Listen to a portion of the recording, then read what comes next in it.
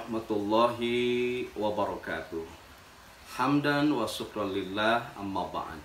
Ibu bapak, kawan-kawan yang saya cintai, saya hormati dan Allah muliakan, merespon permintaan dari berbagai pihak pada donor dakwah kali ini, izinkan saya menyampaikan topik tentang tata cara sholat Idul Fitri di rumah.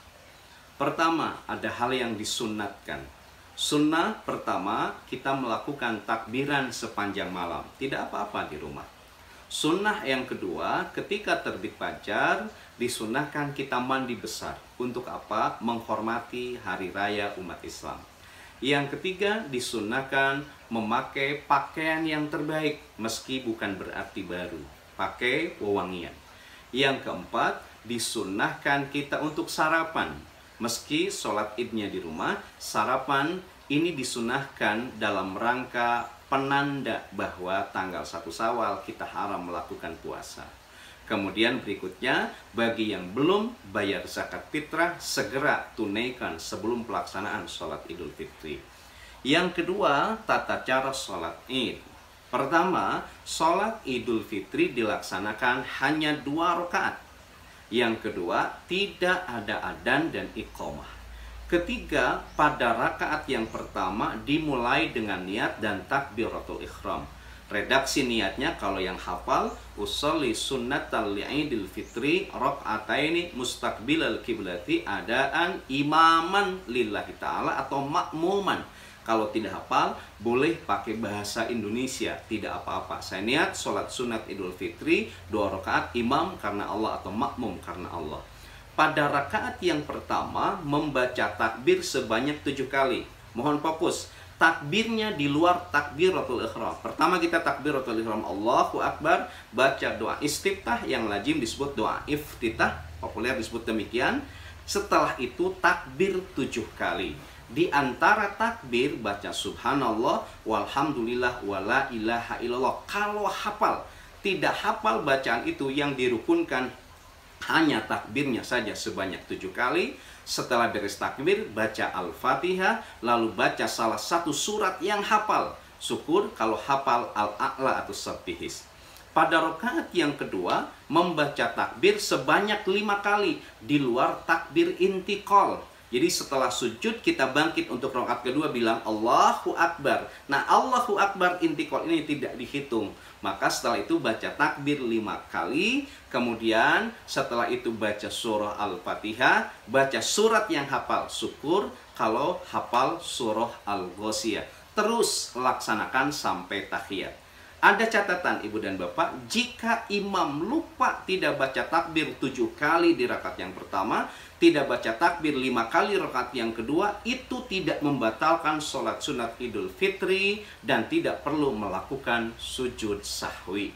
Beres sholat Idul Fitri segitu. Jika ada keluarga yang mau menyampaikan khutbah, itu lebih baik. Jika tidak ada khutbah juga tidak apa-apa.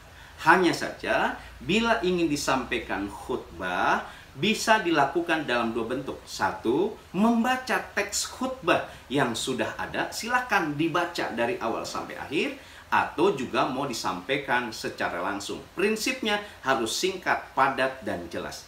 Kalau ingin disampaikan khutbah, ada rukun yang harus dipahami.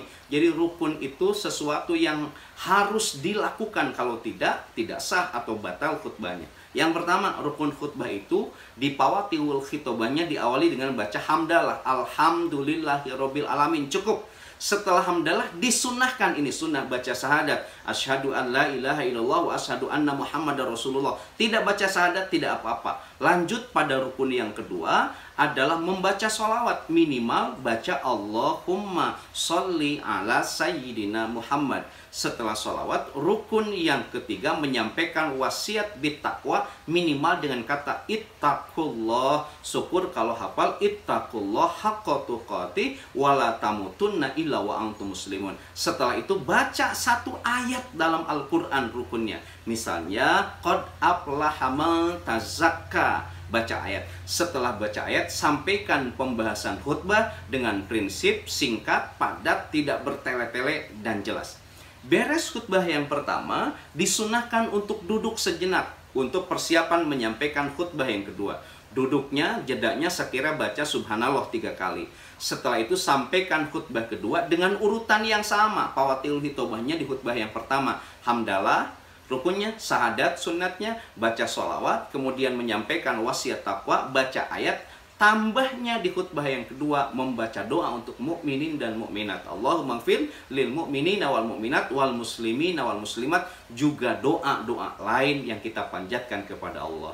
Setelah selesai doa, selesailah khutbah yang kedua, dan setelah itu disunatkan kita bersilaturahim dengan keluarga yang hadir di sholat id itu, meski tentu dengan menjaga protokol kesehatan dalam rangka social distancing di COVID-19 ini. Ibu dan Bapak, itu penjelasan singkat. Ini sangat singkat saya sampaikan, sengaja karena ruang kita terbatas. Insya Allah berbasis pada dalil yang sahih dan bisa dipertanggungjawabkan. Selamat Hari Raya Idul Fitri 1441 Hijriah. Mudah-mudahan saum kita diterima oleh Allah Subhanahu wa taala. Sekian dan demikian. Wallahu a'lam bishawab. Wassalamualaikum warahmatullahi wabarakatuh.